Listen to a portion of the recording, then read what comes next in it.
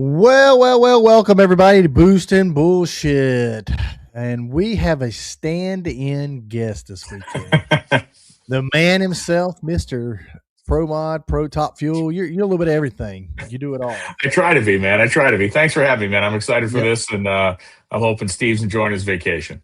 He is. So those of you who've been living under a rock and don't watch anything drag racing, this is Mr. Brian Lohnes. He is announcer extraordinaire. Let's see, NHRA TV. You've done everything from and they walked away to even announcing for us down there at the World Series of Pro Mod. For sure. Yeah, I've done exactly one PDRA race in my life. I did a Darlington race during 2020 season when NHRA, everybody's season went wacko, and I had open dates, and Tyler called me up at the time. He's like, "You want to come down?" So I have dipped my toe in the PDRA world officially once. I follow the series, but I actually have done one PDRA race in my life. My wife, when we got the note that you were going to be on the show, as a guest host, she was like, I could listen to him tell stories all day long. You've got that, Morgan Freeman voice, I think, where you could just talk and talk and talk. And she hears you out. I have a shop and I'll be streaming NHRA TV, and you'll be playing the old Nitro videos from like 1986 and stuff like that. Back in the day. I mean, yeah. So it's a funny story. Brian Lone's story is, back when the Olympics were happening. I told you this when we were in Florida. So back when the Olympics were going, everybody gets hooked on curling, the most boring sport in the world. Yes. And I woke up at like 3 a.m. to Brian Lohnes announcing curling, but it wasn't you. I was like, did he hit it big? Did he hit it big? And now he's doing curling. That's it. And it wasn't you, but dude, it could have been your twin. I swear it could have been. And, I think the guy was ripping me off. I think the guy's taking money out of my pocket. I got to find out who this guy is. It could have been just a long day at work I had or whatever it was. But I'm telling you, I woke up at 3 a.m. and I'm telling you, I'm like staring at the TV and I'm like, maybe they'll show him. Like, what's he doing? Like, I'm not sure. But I could have swore, and I even woke my wife up. I was like, listen, it's Ryan. He's announcing curling. But I wish I was there. A bunch of the guys that worked on the NHRA broadcast actually were at the Olympics, like a couple of our camera guys, a couple of our graphics people. So they had all the good stories from being on mountains and doing all kinds of cool stuff. But sadly, that was not me. I wish it was. So tonight, Boost and Bullshit, we got a new presenting sponsor, Fuel Tech. Fuel Tech has powered racing for the last 20-some years, I think. They've came a long ways from a small company in Brazil to probably the worldwide leader in EFI technology. Fuel Tech is a presenting sponsor this week for Boost and Bullshit with our guest host, Brian Lohnes. So, I think Steve had a postcard or something he sent me. I wasn't sure. Does anybody, you have that up? Wish you were here. Did anyone tell you how good these Mickey Mouse ice cream bars are? Probably not enough to add 50 pounds. See at Maple Grove. You see that? And what I like is he wishes his body looked like that. You see what I'm saying? AI did everything. Everything always looks better in cartoons. Everything looks better in cartoons, and the postage stamp is amazing as well. Yes. The Hearts Charger, his nemesis nightmare. The only difference is in his left hand would have been a beer and the Mickey Mouse. So, no, enjoy your vacation, Steve. Yep, enjoy the family. So, but. What you just came back from South Georgia, the inaugural South Georgia Motorsports Park. Yeah, it was a great weekend. And, I've done a lot of races at SGMP, a lot of Donald stuff over the years with Lights Out, No Mercy. And, I was flying home today, and that place, I'm pretty sure as I went back kind of through my mental, history at this place, it's the only racetrack I've ever been to that every single time I've ever called a race there, and it's been a bunch of them, there's been a record set of some sort. And, obviously Lights Out, No Mercy, you ran it very early in the year, and then the last one came late in the year, so the air was always great. And, we had Langdon ran 345, which is just insane. But It's a great place. It was a neat first event, and it's like every first event. There's stuff that happens where you're like, okay, we can figure out how to do that better next year or whatever. But the weather was a little wacky on Friday, Saturday, but when Sunday was sunny, the place was sold out. It was a killer weekend.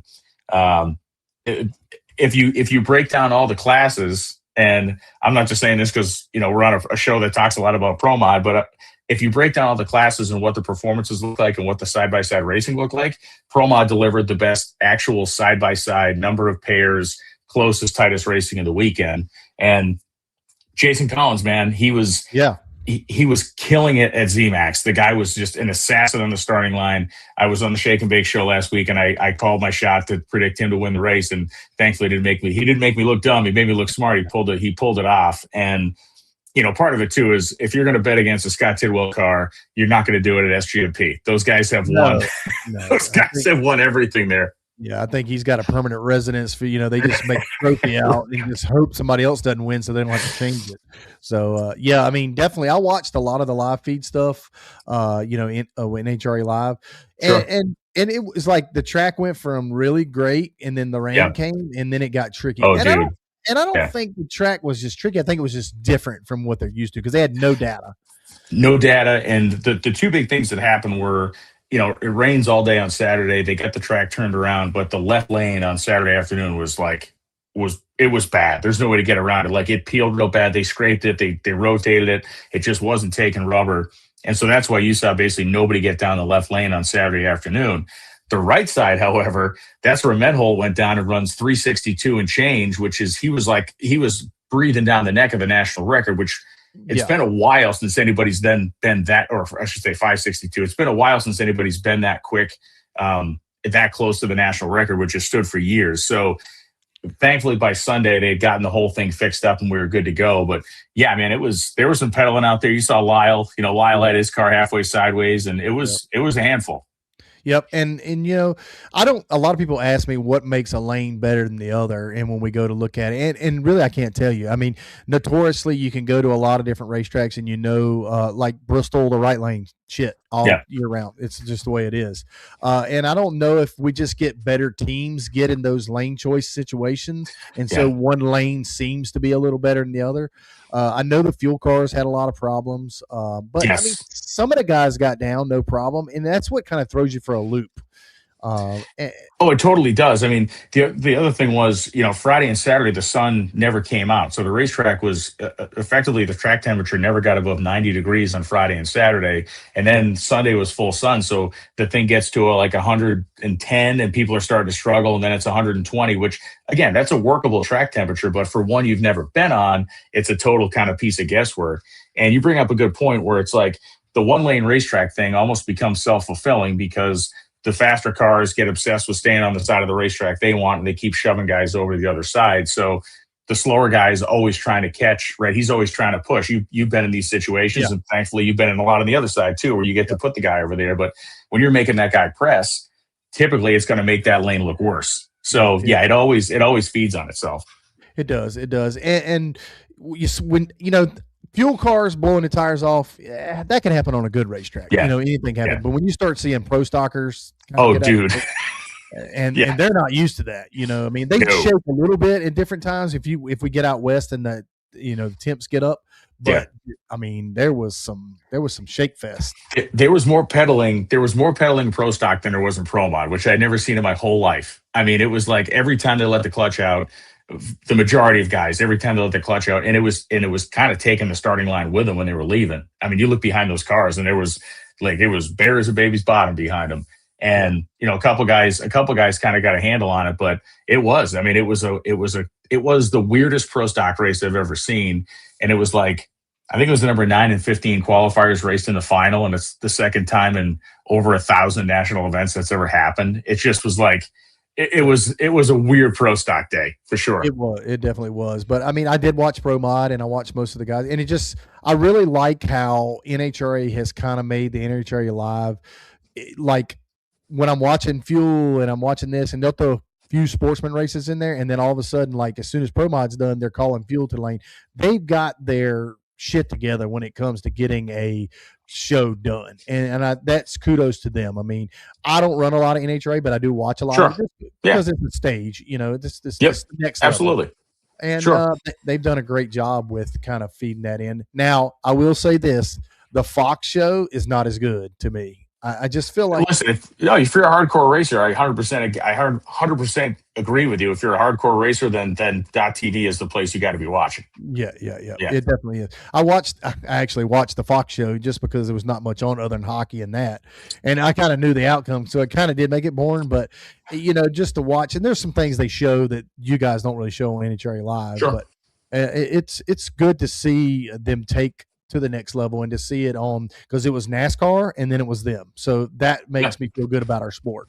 So yeah, we had a good lead in to come off the NASCAR race. It's always for us, it's always a great kind of tandem. A lot of the audience sticks around. We typically do very well with our viewership on weekends where we have a NASCAR lead ins, which is great. But I think, as far as you got to make hard decisions, like getting the show done. It's never easy, and especially when you have a weekend with weather, and these guys are always juggling a million different things. And it's like, when we have rain, I always think to myself, thank God I'm not in race control having to make these calls. Where it's like, okay, you guys, you're going to go ahead and park your stuff for the next 9 hours while we run the rest of the stuff, and then we'll get to you later. It's tough, but there's It's just part of the game. And I think some other smaller organizations have kind of led into that. I think IHRA's kind of got into that point by they run all their sportsmen on Thursday, and then we get into Friday, and they run us hard. Like, they literally run Pro Mod and Top Fuel and stuff really hard when we get into eliminations. It's a tough game, but if you've ever watched one of Donald's races or even a PDRA race that gets rain or gets a little downtime, the tractor racing gets a little old. And I think NHRA's done a pretty good job of keeping that rotated out. And it's a lot of manpower too. I mean, it's like I don't, when you have so many people at a national event in terms of on NHRA side with the amount of people you got in pit control, the amount of people you got in the staging lanes, even just pairing cars, the amount of people you got with equipment and stuff like that. It really does. It's a manpower game, and so not everybody can do it that fast, and a lot of it simply comes down to having the bodies to do it. And I am thankful for it when we have a day like Saturday where it rains up until 3:30, 4 o'clock in the afternoon, and yet you're still able to get a pro session in. And we had a curfew. That place obviously for years never had a curfew. We finished Donald's races sometimes at 5:30 or 6 o'clock in the morning. I mean, they were just brutal sometimes. And I think because of that, there's a curfew there now, and I think it's going to move over the course of time, but we were basically told, like, hey, if you're not done by 8:30 tonight, you're done. So that was like, it was a rush, especially because they decided, which was the right call, after the Pro Stock motorcycles ran before Pro Mod, they decided to scrape that right lane down and rotate it again. It was the right thing to do. It put them close to the deadline, but it definitely gave those guys a better fighting chance. Anybody in that left side got a better chance that they would have got if they didn't do that. Yeah, and I mean, just from an outsider looking in, I was a little worried because I've been to South Georgia a few times, and I've seen big crowds there. I was there one of the Donald's races where it was literally standing room only. Yeah, so I think there was a lot of questions about going into that. Was there going to be enough room? Because South Georgia's big. It's not a small racetrack. But it's not what I would say racer spectator big. Like, you can't have a big car count and a big spectator count and not be bumping into it. But from what I've heard, just from people talking, it looked like it was a great crowd. They did a great job getting people in and out. It just like it was a smooth event to have the weather issues that they had. For the first one, it definitely was. And, they made a decision on Saturday when we got all the rain. They kept the spectator gates closed till noon, weren't going to be doing anything anyway. And then rather than use that spectator parking lot, which was going to be very wet, they made a decision to park everybody at the circle track. And that was like on the fly, and it did a nice job of that. But, for a very first shot at it and going through the rain, I think it was good. They added that grandstand on the right side, which is a couple thousand seats, which, the place needed it because otherwise it's just, you're going to be kind of piled on top of each other at the fence. Listen, how it feels. Like, how it feels when you go to an event that is working versus an event that's like off the rails. And this one never felt like it got off the rails. And for a first time at a new place, that's a good thing. Yeah, and kudos to them, and I'm glad we're to see some more runs in the South, and Yeah, we got three back to back. I mean, it's tough even because we got yeah, let's see, we had four wide, which is a tough race yep, in itself. Then you got this, which is a new facility, and now we got to go all the way to Chicago. yeah. So, and I mean that's I think a lot of the fuel guys and stuff are really used to it, and the pro stock guys and stuff. But for some of the pro mods, it's been kind of a wear and tear on some of these guys. And they go out to Phoenix now. Like those guys, those guys hauled their stuff all the way out to Phoenix to run earlier this year. So yeah, I definitely appreciate that. I appreciate that fact of it as well. Where yeah, there is definitely like a hustle part of the season. They Yep. typically have like a summer break. Like they'll run Norwalk and then they have their break and we pick them back up again late summer. But this is definitely the high time for those guys for sure. It is, but it's good for us too because we got some big stuff coming up. Oh IHRA's yeah. got we got IHRA Ohio. They moved it from Yep. Montgomery. I guess they had a shooting or something in Montgomery, and I really don't know if the shooting was the issue. I think it was maybe the track in itself just wasn't really working what they needed to do for a national event level. I think maybe they thought they could because I think the track is great from what I've heard, like wide and long, but the facility Sure. itself didn't know if it could handle the amount of cars they were expecting. So the decision was made to move it to Natural Trail or Hebron, Ohio, and I think it was a good call. I think going into what is their third race and just not knowing what it was going to be like at a new Yeah. racetrack.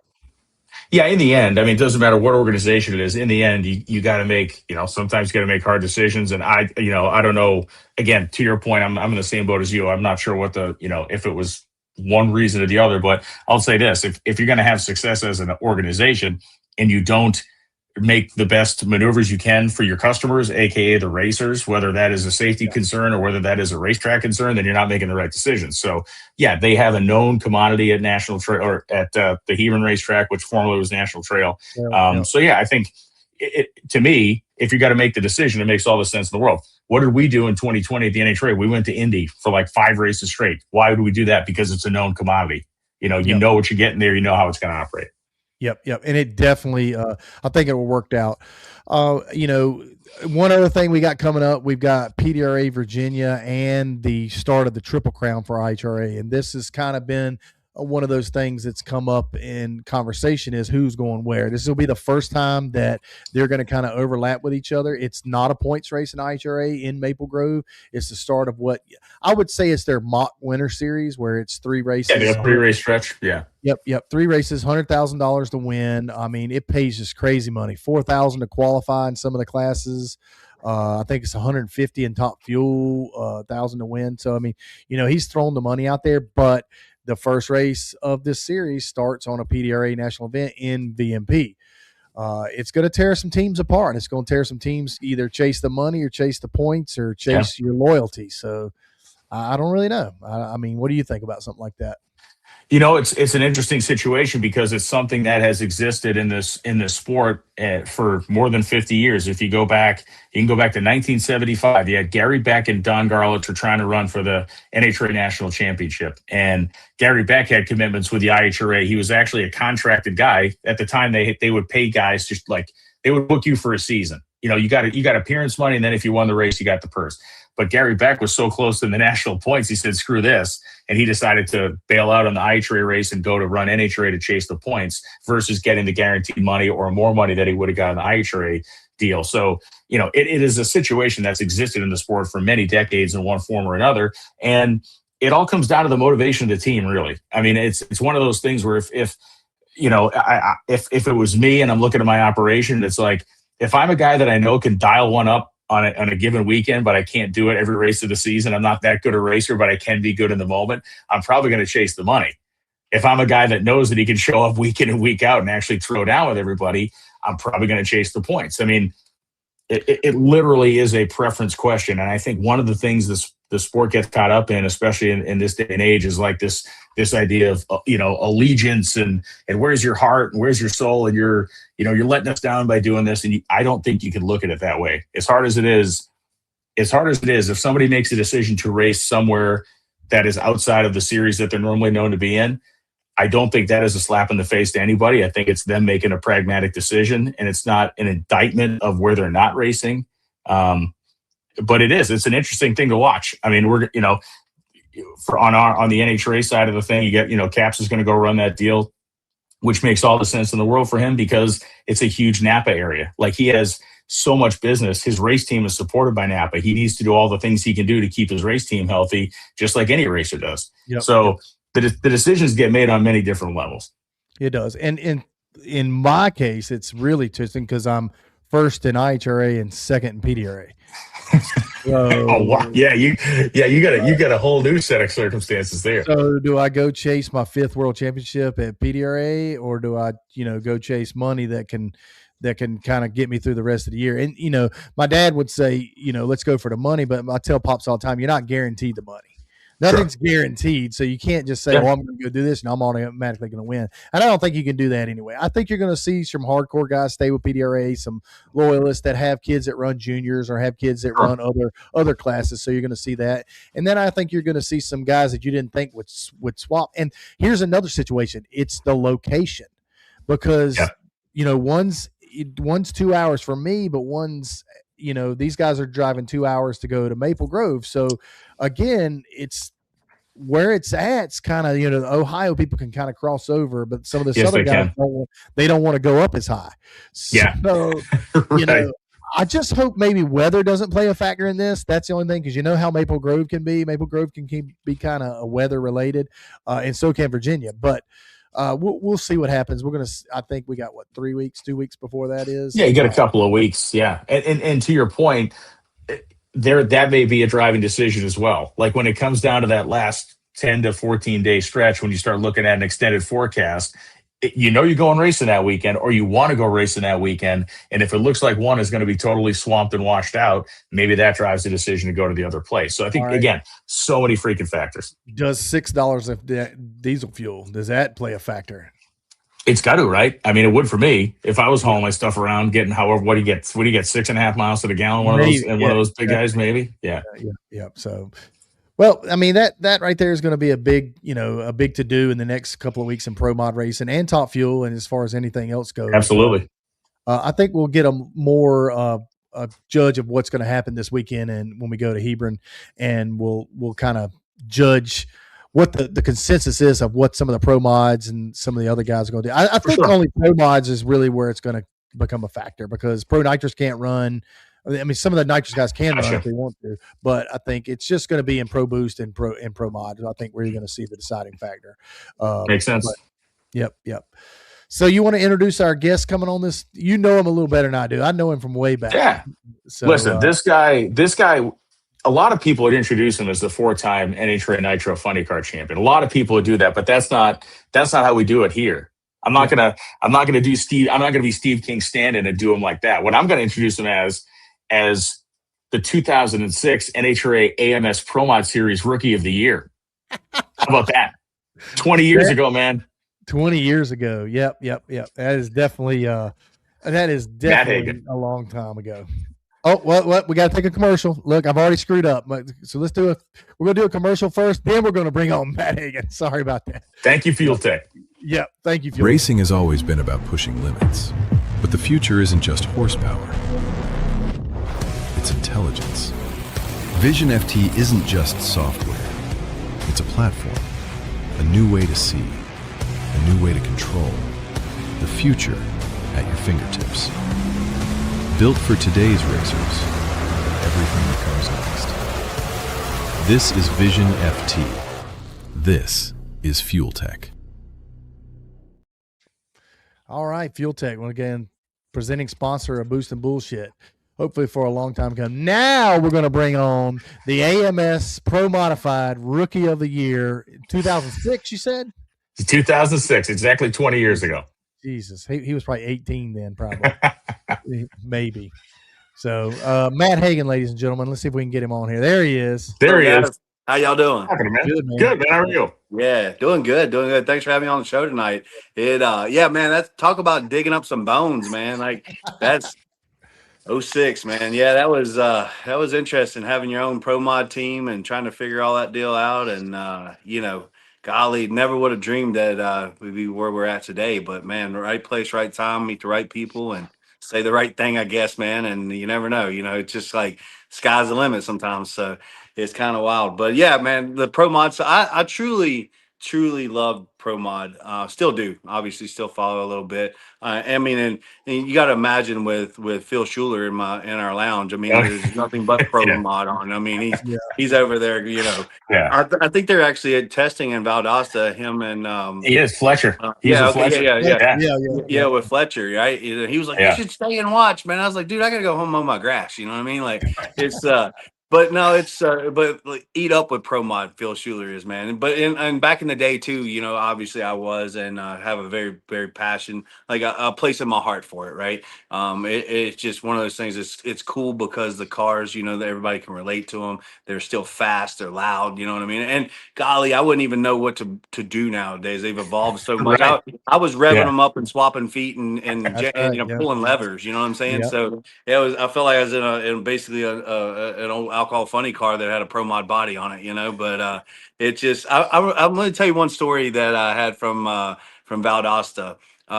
Actually, no, down we went down to Bradenton. So after I did pro mod for a little bit, and I decided we were going to build race cars, right? So we had this primetime race car. We had our own chassis shop, everything else, and so spit out our first pro mod out of that deal. You know, it was a '68 Camaro, I think it was. And anyway, so we got to go 14 hours down the road or 16 hours down the road down to Bradenton down there, and basically, you know, test this new car out, man. You know, so it's got a big screw blower in it. We're gonna run, you know, all this outlaw stuff with this car, and you know, put a alcohol gear in it, and you know, it just is one of those things where we're like, all right, let's go. Well, these boys were like, hey, let's, you know, everything's good to go. I'm gonna take this thing to the end, you know, if we can get it going, you know what I mean? And so about the 8th mile, my front wheel fell off, you know, and God. the next thing I know, it's laid over, and the A arm is pushing asphalt up over top of my Oh, windshield. And the only thing I could think was I didn't care if I wrecked the car or what. I was so embarrassed. I was afraid they was going to ask me to pave the track. You know what I mean? I was like, we got to get out of here, guys. It's like, screw the car. We'll figure that out later. They're going to ask me to repave the whole racetrack. You know? Yeah. So that's one of my later pro mod stories there. After we kind of been in it a little bit, we were like, oh, we're big time now. We're gonna have a chassis shop, and the damn wheel fell off of it. You know what I mean? I was like, Yep. we definitely ain't big time. You know what I mean? We can't put wheel on this thing. I'll never forget going to Motor Mile. You know, your dad owned Motor Mile, Sheila Motor Mile, the drag strip there, the shortest drag strip in the country, I think. Oh my God, I've been off that thing a few times myself. You know, you leave that up to engineers, though. Extremely smart, stupid people is what they are, man. Because those guys came in there, and Pops' whole gig was like, hey, I want to be able to watch the drag racing from the circle track. You know what I mean? So he's like, look, I don't care what we got to do or how we got to engineer it. I want to be able to make runs, you know, and he wanted to sit up in the suites up there in the circle track suites and watch us drag race too, which great idea. That's cool. See everything, you know, but there's only so much real estate back there on the backside for shutting down.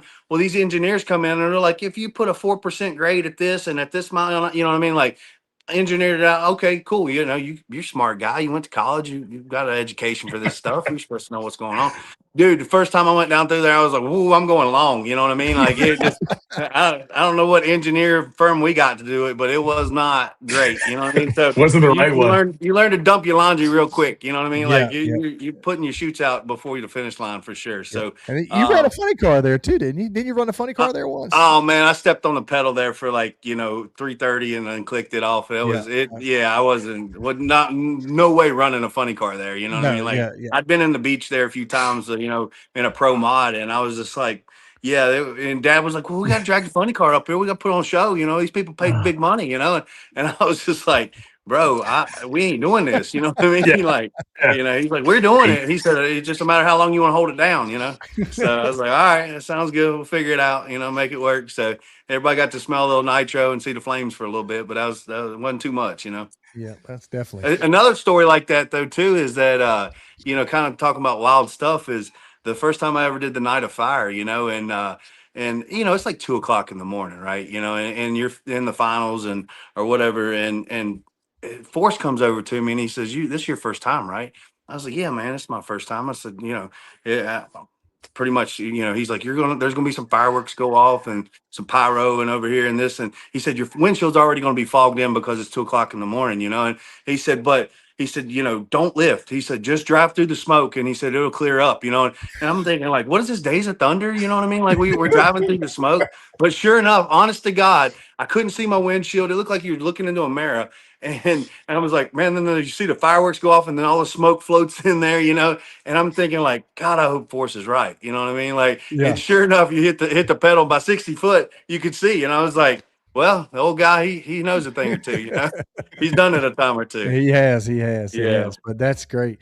How was this weekend? How'd you do? Oh man, we did okay. We struggled a little bit. I think there was a little bit of free horsepower out there on the racetrack that we weren't really expecting. I think we made more power than we expected, but also we underestimated the racetrack a little bit. We whipped the tires off before the tree twice down there, and we've never. I mean, I can't remember the last time we did that, man. Like we just don't have that issue. So honestly, the guys kind of went back to the drawing board, and they rolled in there and they said, well, we're going to pull this clutch pack out and we're going to detune this deal. And we're pulling back the timing and all the other stuff that we need to do to try to kind of dog this thing up. And and it went out there and it still ran great. I was like, oh my God, we pulled 10 grams of primary off this thing and it's still 860 60 foot, and we're like, wasn't supposed to do that. So really taught us like, oh, like we got more here than what we need. And so going into Sunday, he really pulled everything back. And I think we went up there not really knowing what it was going to run, and so we lost lane choice. And I think, as you could see, if you got in that left lane, it was a kiss of death, man. I mean, it was just over, and I watched two cars go up there and smoke the tires in front of me in the left lane, and we moved all the way as far left as we could. I mean, we were in the gravels basically, but there was nothing else up there, you know what I mean? Yeah. So we were over there, and I was just kind of like, wonder if I should try to pull the brake a little bit, do some Tony Petragon stuff. Old school. Back in the day, you know what I mean? But I was like, nah, we'll just kind of, do what we do, and it'll be what it'll be. And, you knew losing lane choice was going to be like the kiss of death. And it ended up being for us anyway. There was, I think, Green went down in front of, was it, what's his name that went in front of us? Chad Green.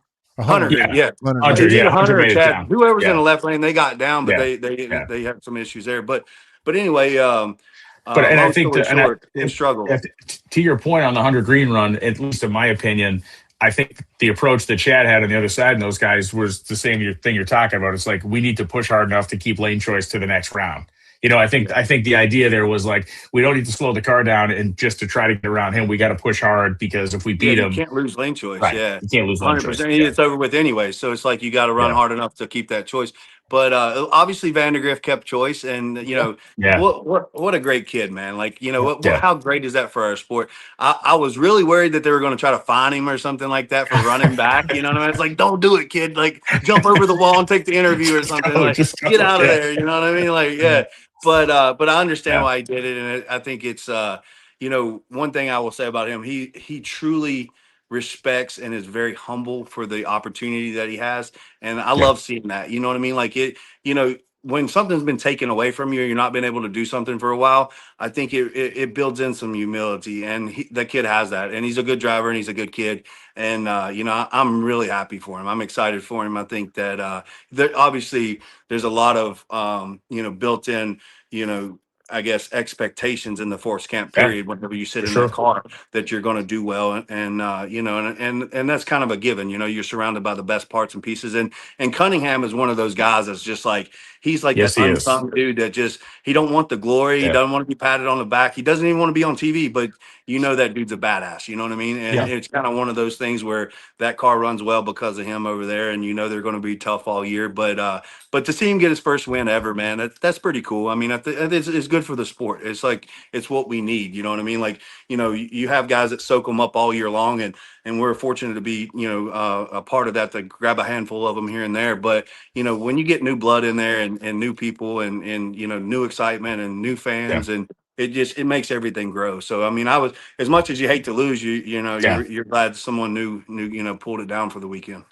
Yep. Yeah, Yep. and he worked with us the last couple seasons on the TV side of things, and it doesn't seem like one relates to the other. But the one thing that he really impressed me with is when he came in to work with us, it's like the dude actually showed up to work. Like he showed up to be prepared. He was always asking questions. He was always looking to do the next thing to make himself better. And it impressed me because I knew what his end goal was. His end goal was to get back in a race car. And it's like if this guy's willing to approach being a pit reporter, a job that he likes, but he doesn't really want this way, then when he gets a shot to do this, he's going to take it the way he should. And, I think, to be brutally honest with you, the whole team is performing far better than I had expectations for. I didn't expect them to be bad, but I didn't really expect them to be where they are right now already in the season. So it is good to see. I mean, as we need personalities, every drag racing series in whatever class it is, you need personalities that people can gravitate to. And he's, we called him Junior on the TV crew because, as in Bruno Massel Jr., like he was Junior. He was Bruno's son.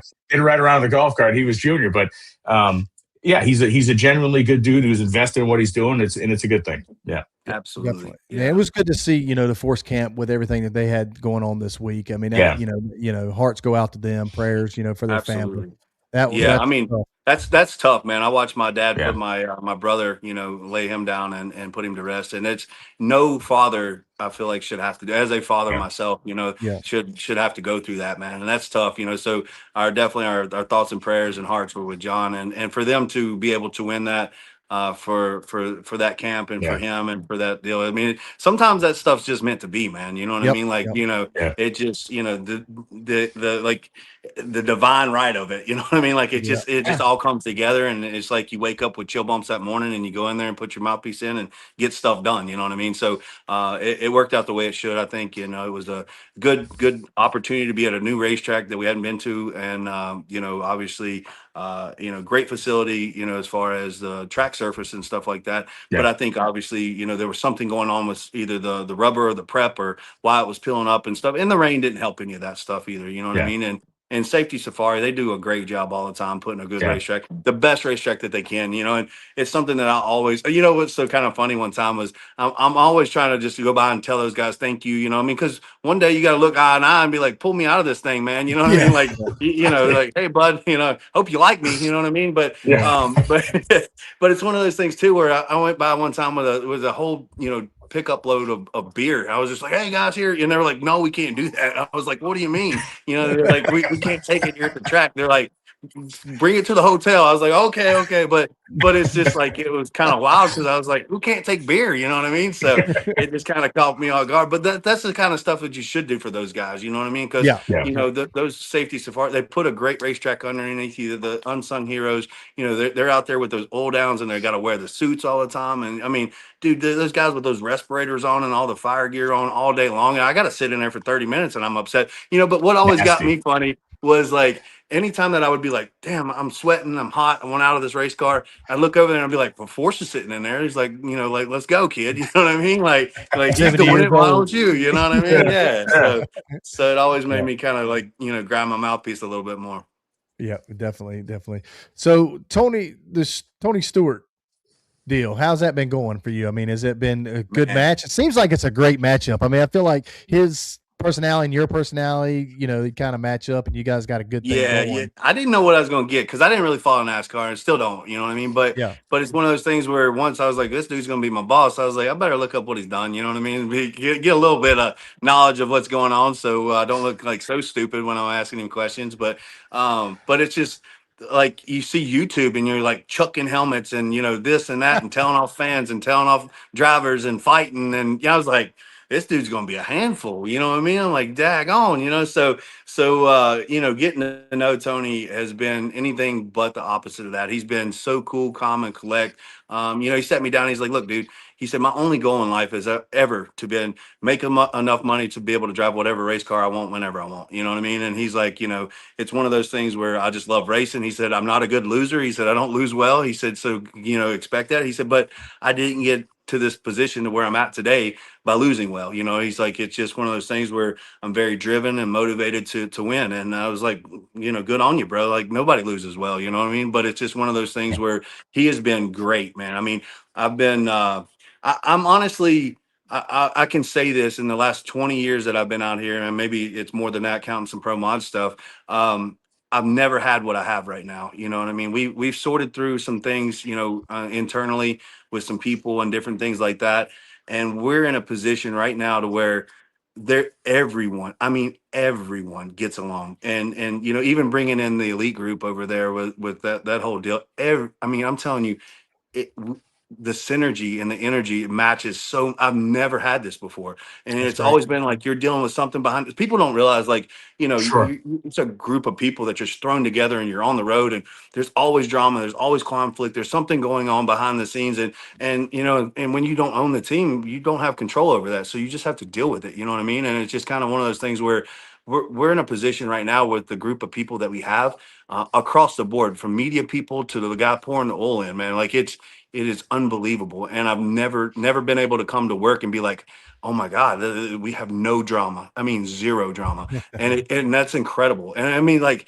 it's something that you can only wake up and dream about. Like, you get to go to work, and like everyone you work with is just, they're awesome people, and they're there to have one common goal, and to work together, and to be able to talk together and work. I mean, it's really, really cool. So he's built that. He's allowed that to happen. Now, there's been a few times I've had to sit him down and be like, hey man, like, what do let's try to do this over here. And he's like, well, if this don't work, he's like, I'm gonna cut your head off too. You know what I mean? So I was like, well, this better work. You know what I mean? Yeah, But exactly.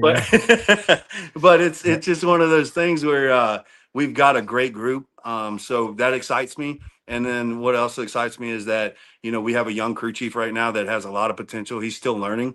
Yeah. But he has Phil Schuler there to kind of be the dad of the group, to be like, okay, kid, you're getting out in left field. Come back here a little bit. Yeah. But Yeah. so it works really well together. And Alex Conway, he's done everything on the car, and he gets an opportunity now to learn from them to be the next crew chief, to be brought up. So that was my biggest thing. It was like, you know, I hated losing Dickey. Dickey's unbelievable. As you could see this last weekend with JR, they're doing a great job.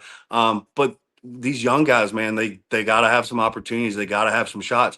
And no different than like Alex. I stepped out of the lounge. Like, my area was right there in the crew chief lounge, and we decided I was going to go to the other trailer so Alex could have a computer there, so he could start looking at runs and start. And even though he's the car chief and kind of assistant crew chief, there's some learning curve there, but it has to start somewhere, right? And if we're going to do this for multiple years, we have to grow these new guys into that. And it's kind of wild. These crew chiefs, that's not out there. They don't want to tell anybody nothing. They don't want to share information. They want to hoard some of this stuff. So to be able to have these young guys come in and learn and grow and have that opportunity, I think that's what we have to have if we're looking 10 years down the road, Yeah, definitely.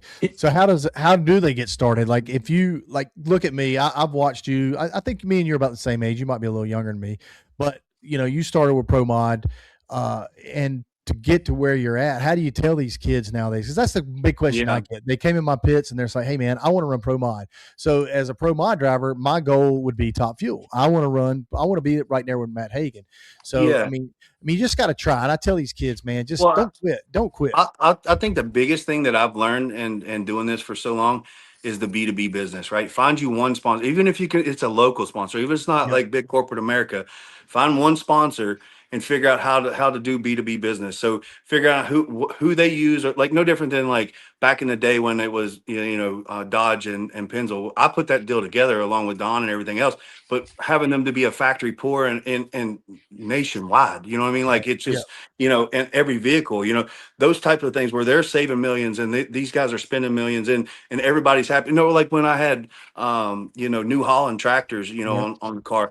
Well, they have 4 manufacturing facilities in the U.S. Well, then we had, CNC, back in the day, it was Sandvik for CNC machines, and then all the cutting oil and the tooling, all this. Find that, figure out what you do with this one sponsor, who they use and how they utilize them, bring other people in there to either have them cut deals, make deals. And I promise you this, if you can figure out 2 people to make money together, that race car doesn't matter that much. They're making money over here, and that race car is a tool that they're going to root for, and they hope you do well. But if they're making money together and you brought that partnership together, you're going to be racing that race car for a long time.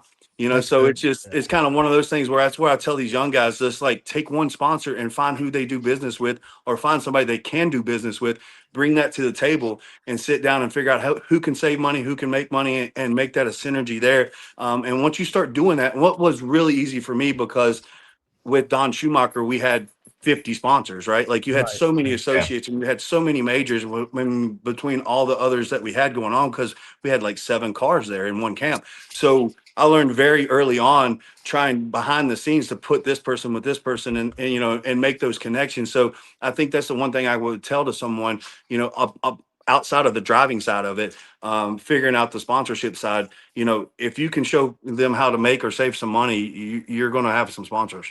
Yep, that's great. I mean, that's one thing I try to tell kids. You know, I try to get local based. Pro Mod, you know, we don't need the money that Top Fuel does or Funny Car does, Sure. but I try to get, you know, I've got a jewelry sponsor. Who would have thought jewelry and racing went together? But everybody's got a wife, most of them, you know, that come to Sure. the race and stuff, and so it really took off. And people don't realize too, sponsorship, those sponsors, they think, oh, it's a write-off. No, you only get to write off 30%. That other 70%, you have to figure out how to make that make you money. Make the money. So That's right. everybody thinks, oh, you put the sticker on there and it's 100% write-off. I wish, man, like we'd have more sponsors than we know. Yeah, no joke. But they only get to write 30% of that off. Yeah. So that's, you got to figure out that, take that 70 cents out of that dollar, and that has to go to figuring out how they're going to make money with that, what they're doing with you. So that has to be, I mean, that 30% is really nice, but that other 70% has to go to grinding the gears and making it work. Yep, definitely. So my next question is, where do you think 345? Obviously, you know, we've picked up speed. I never thought we'd run. That sounds fast just saying it, man. Yeah, Seeing it. Like where do we go? I never thought we'd see 330s. Then I never thought we'd see 340s. And then now we're at this 345 mark. And I know NHRA's done a great job trying to police the speed a little bit of what they're saying. But now where do we go from here? Is the 350 mark not out of range? No, I don't. I mean, mechanically, and Matt could talk to this too, but I mean, at least as the math goes and as the cars are set up, it would be impossible to get to 350. I don't know. Maybe there's another mile an hour you can find in there for 345 in a Top Fuel car, but funny cars, you know, the way the funny cars are set up, they can still run 340, but I don't think anybody's going 345. And Matt, you may disagree, but that's just my opinion. No, I think it's going to be tough. I mean, our biggest thing is it bounces off the rev limiter out there, and then it wants to put cylinders out. And obviously, you know, Grubby and you know, Alan Johnson and those guys have figured out how to make that more efficient as that curve comes in. And you know, I guess me and Schuler argue all the time in the lounge. Is like, I'm like, 345, that's horsepower. And Schuler's like, it ain't really horsepower. It's really running the car more efficiently to, you know, make sure that you're not, you know, it's not bouncing off the limiter and you're getting the timing in better. And the curve comes, you know, so way over my pay grade, right? Like, I'm just like, cool. All right. Sounds good. Let's make it go fast. You know what I mean? But that being said, you know, you get to a point where you got to worry about the tires delaminating and some other safety issues and different things like that. I think NHRA's magic number was always like 330 miles an hour, right? As long as we're doing that, we're selling tickets, everything looks cool. It looks great on the scoreboard. You know, so one of those deals where, I mean, honestly, with these tracks, the way they were built, you know, back when cars were running 200 miles an hour, now we're over 300 and you know, 30 to 340 miles an hour.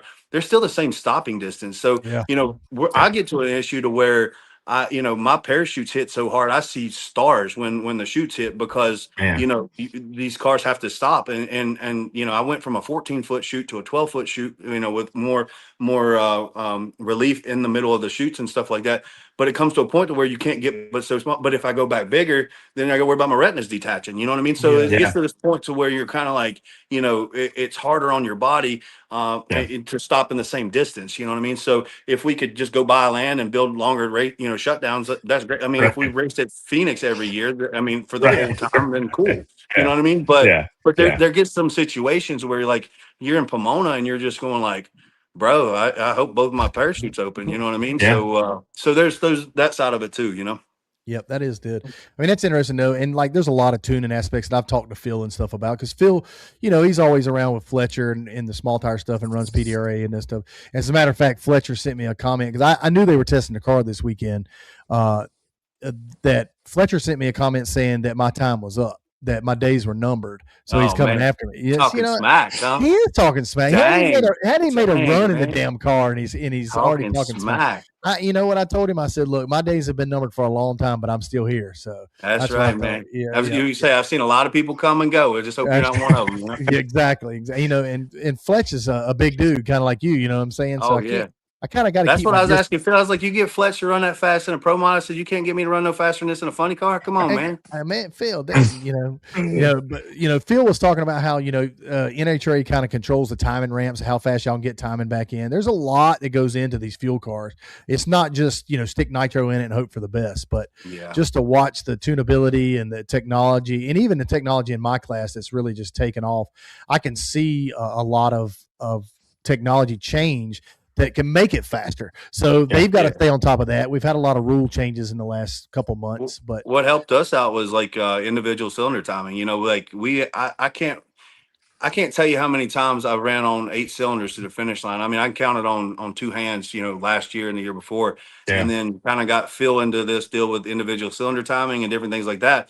And it's not that it's making the car go faster. It's just I guess it will, because it's keeping it alive. Right. But like, for me, like I'm working my ass off down there on the big end, because it's dropping cylinders. You're picking them up. And I mean, it's just, you're really steering the car. And when you're running hard anyway, and it's just, it wants to dart around and it's loose and it's, the whole deal. So I was very grateful as far as, being able to be ready on the shoots and not have to have my hands crossed up all the time, trying to reel the car back in and different things like that for some of the technology that's there. So as much as they want to slow some of this stuff down and do different things like that, there's some technology that I think helps us, and no different than the wheel counter and stuff. Like if we're crossed up and, it's throwing the shoots for you, once you see so many revolutions in the wheel and different things. And I used to be like so against it, man. I was like, man, you're going to be able to put anybody in this race car and I'm not going to be able to get paid nothing, and all that. And then there'll be some times where I'm just like, I'm crossed up and my butt's drawed up and I'm just like, man, I'm so glad that wheel counter's in there. You know what I mean?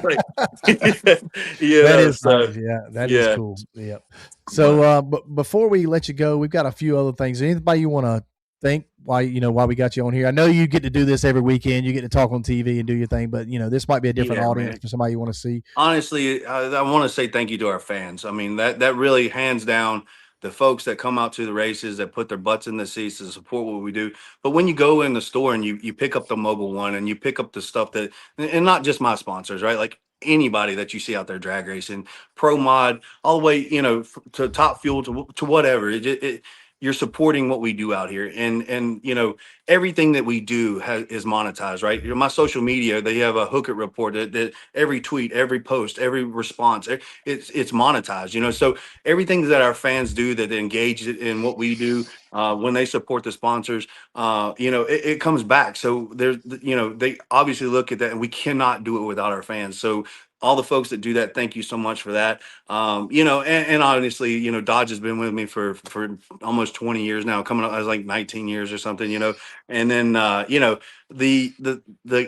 it's cool to have some cool sponsors, right? Like Jason Johnson, that he'll come in and, he'll rip some shots in the trailer before he goes back out there on the side. I'm like, dude, give me 2 more rounds and I can rip some shots with you. You know what I mean? So, but, just to have cool sponsors like that, an American Rebel with Andy Ross and stuff. So I'm at a point in my life to where, like I said, the group that we have is really great, but also our sponsors are really great. You know what I mean? And they're down to earth people, and we just have a good time, man. And I think that's what every racer hopes and dreams for, that they can just be themselves and come out here to a racetrack and really just have fun, right? And we're having a pile of fun because we got great people and we have great sponsors, and they're letting us do us, man. And so it's been cool. Well, we got one more thing for you. We got a new segment that we're going to put all our guests through, and it's called the Alliance Racewear Pressure Zone. Pressure Zone, baby. Pressure Zone. The freaking pressure zone. Okay. Right. There's just a couple of questions we're going to ask you. I want you to answer them, truthfully and as fast as you possibly can. So, and here we go. They're just going to be, 1 or 2 word answers. So, are you ready, Jess? Here we go. So, are you always late or always early? Always late. Always late. Worst texter in your contacts. Who do you text and they never text back? Oh gosh, probably my teammates. All right. Sweet or salty? Sweet. Okay. Morning person or night owl? Fat, bro. Morning person or night owl? Night owl. Okay. Do you call them or do you text? I text usually. Okay. All right. This is a tricky one here because I can kind of look at that car behind you. You are a spender or are you a saver? I'm a spender, man. Okay. All right. Let's see here. Pineapple on pizza, yes or no? Yes. There you go, my man. Hot take. All right. take. This one's a little tricky here. Toilet paper over the roll or under the roll? Over. If you put it under, we're fighting. I don't care. We're Really? coming out with Agreed. shitty hands or Agreed. whatever, man. We're fighting. You know what I mean? Okay. All right. I'm not going to ask you this one right here because I know the answer to this. Chevy, Ford, or Dodge? Got to be Dodge, bro. Yeah, got to be Dodge. Okay. All right. This is a big one right here. Then this is a make or break for me and you. Okay. Hold on. Last question. Chick-fil-A, right. McDonald's. Chick-fil-A, man. God's chicken, bro. Come on. The Lord's chicken. You know, exactly. I'm with you on that one. So I appreciate it. Brian, All right. you want to ask our friend here? You get to see him all the time. I just feel like I took the interview from you, but No, man, no. Thanks for you guys coming are on. great, And man. yeah, I just think the one thing I'll say, and a guy's name that's come up in this conversation you guys had, to me, and knowing Phil Schuler a little bit, Phil Schuler is the most pure drag racer on planet Earth. He doesn't 100%. drive a car, but there is not another person that I've ever met in my life or known whose only function in life is to drag race in whatever form or fashion. This guy is freaking so locked in. It is phenomenal. It doesn't matter what it is, radials, pro mods, top fuel, doesn't matter. He has been a great ad, man, and he came in with no ego. So I'll say this about Phil. Like I worked with him one time right before we end up. I think we brought on Medlin or somebody like that. But anyway, long story short, he got in there and I got to work with him a little bit, and I got to see a little bit of his brilliance. And I was like, man, so it's just kind of one of those things where he had a relationship with Leah tuning her car with Okahara for a while. Yeah. And then when this deal came up, she made the call to bring him back in. And it's been, I mean, awesome, man. That guy, and what's cool is there's no ego involved. Like the problem I think with these crew chiefs is like, I don't know, some of them are bipolar or what, I don't know what's going on with them all the time, but they, you can't talk to them and you can't ask questions and it's not just any of them, it's all of them. You know what I'm saying? I'm not just picking one out or anything. Like, it's all of them. And I mean, Tommy DeLago, man, he throws his socks away every run. He doesn't even wash his socks. He just buys new ones. You know what I mean? Like, he's like, I was like, what are you doing, bro? He's like, he's worn one time, but anyway, long story short, it just, they're different. They're all a little different, but Phil, he's different in a good way, but he brings no ego to the table, man. And I think that is what we needed in this team with a young crew chief to come in and him, instead of Phil trying to take it over, he's just added to it. You know what I mean? So it's been good. Yep, definitely. Phil even talks to little old me. We'll be out on the starting line checking, and he's like, "What's up, party time? What you looking at? Which lane you looking at?" I'm like, "Phil, I'm not telling you." So I think the bottom line is Phil has respect for guys that respect the sport. Phil has respect for guys like you because you're a champion, like you're a 5-time champion. Like that's the type of guy. That's one of the things I love about the guy, and he will saw you off at the knees sometimes, and that's fine because I've learned in a good way. Phil's taught me a lot of stuff over the years, but he is also if something stupid comes out of my mouth, I know. Oh yeah. I know the first place I'm going to get chewed out from, and it's probably going to be him. He's an awesome man. He has to deal with Stevie, so he's used to telling people what they're doing wrong. So yes, I mean, that's a fact. You know what I'm saying? Yeah. So, all right, Matt. Well, I really appreciate it, dude. Good luck this year. I hope you win another championship. Seems like when you win a championship, I do too. So I hope. Let's do it, brother. Let's keep it going. Drive for 5, baby. You got the 5, right, so I'm working on mine. You know what I mean? No, I've got 4. I'm going for 5. So okay. Yeah, right on. Drive for 5. Deal, I like that. Let's all right, do bro. it. Thanks a lot. Yep. Good luck in Chicago. Yep. Hey, y'all too. Be good. Yep. Mm-hmm. All right, Brian. Well, that right there, it's not normal. That's not our normal show. We talk a lot about Pro Mod, and if we'd had Steve on here, he'd have been drinking beer the whole time because he doesn't understand any top fuel talk. But I really strive for top fuel. I've always been amazed with it. I've always been amazed with nitro cars. My wife says I'm insane. But I feel like in our sport, that's the pinnacle of where you want to be at. You want to run that. And it just really, in talking to Phil and Matt and learning things about Top Fuel and Nitro and things like that, it puts me where I want to be in life. I may not ever get there. People like Will Smith, good friend of mine, he made it. Congrats to him. He put everything he had, every ounce of energy, money, everything that he could to get it, and it paid off. And that's great for him. I'm really proud of him.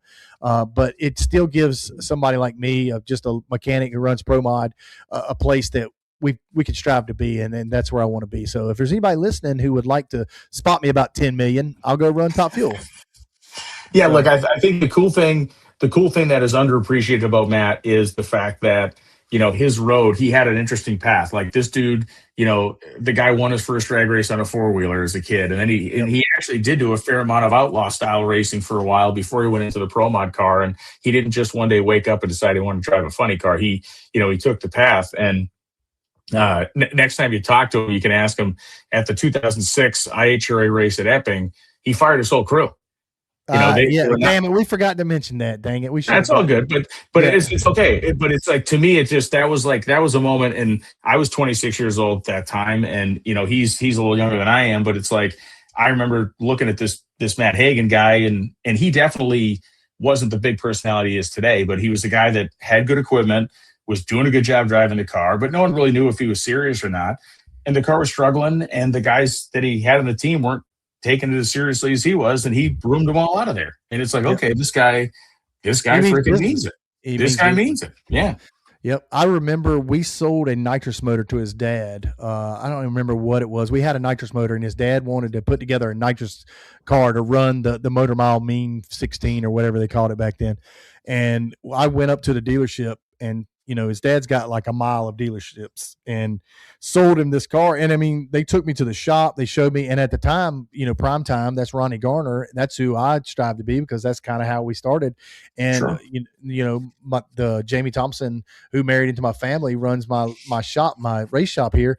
He worked at prime time. So it's just a trickle down effect that kind of gets this stuff going. And it's amazing to see that he's made it. I'm glad he has. Obviously he's had some success, and, kudos to him. Kudos to anybody out there trying to do the best they can. I don't care if it's Matt Hagan or who it is. Just kudos to anybody out there that's doing what they can. And just, a word I can give the kids: don't stop, man. Just do what you can. If you want it bad enough, it'll happen.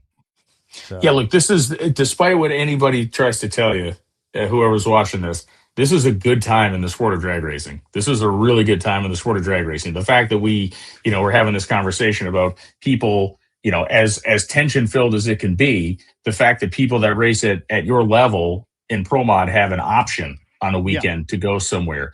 And again, I know that raises people's blood pressure and heart rates, but if you take a step back and understand like what the health of the sport is, that is a good thing. Like, options for race cars and racers are a good thing, because it tends to breed more racers and race cars. So yeah, I mean, this is a good time in this sport.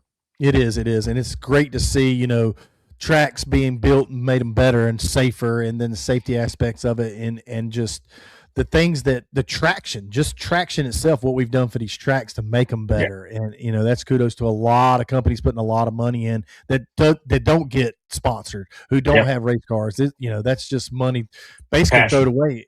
But that's just the way it goes. And well, Brian, I really want to appreciate you coming on and filling in for Steve. I mean, I know he's on the boat just sick as a dog. I hope he's not on that boat that had all those viruses or something. That'd be terrible. Dude, I saw that headline today. That's bad. No one wants that. I thought about it. I was like, I hope that ain't Steve's boat. But it's Disney, so other than but they're gonna. Did you think he was the guy that gave other people the virus though? Is that what you thought? That he started the thing, or? Well, my wife's a nurse, so I had to ask her. I was like, "What's hantavirus? What is that?" And she explained it to me. I was like, "It could be Steve. I'm not sure." No. He sent me a text today. He's like, "Good luck on the show tonight," and sends me a picture of a balcony and a beer. So I hope he's eating crab legs, getting fat, Nice. And, exactly. But so you're off to Chicago next, and I'm off to Ohio. Yeah, man, it's going to be good, since I think it's really getting into prime time for the season. So good luck to you out there in Ohio, and fingers crossed for a nice clean weekend. We had the dust storm last year that blew over the racetrack. We don't want one of those again. No thanks. No more. Well, I appreciate it, Brian. And this was Next, let's see, 2 weeks, we'll be back on Boosting Bullshit. Hopefully, Steve will be back. We'll have some new guests, so check us out. Pilot Racing, Party Time Racing. Check out NHRA, Brian Lohnes. I'm sure he's got Facebook. He's all over the place. Want to thank Fuel Tech, presenting sponsor, Fuel Tech, and Alliance Racewear for coming on for the Alliance Racewear Pressure Zone. So, again, guys, thanks for tuning in for Boosting Bullshit. We'll see you in 2 weeks. Everybody check out drag racing no matter where it's at. Boomski.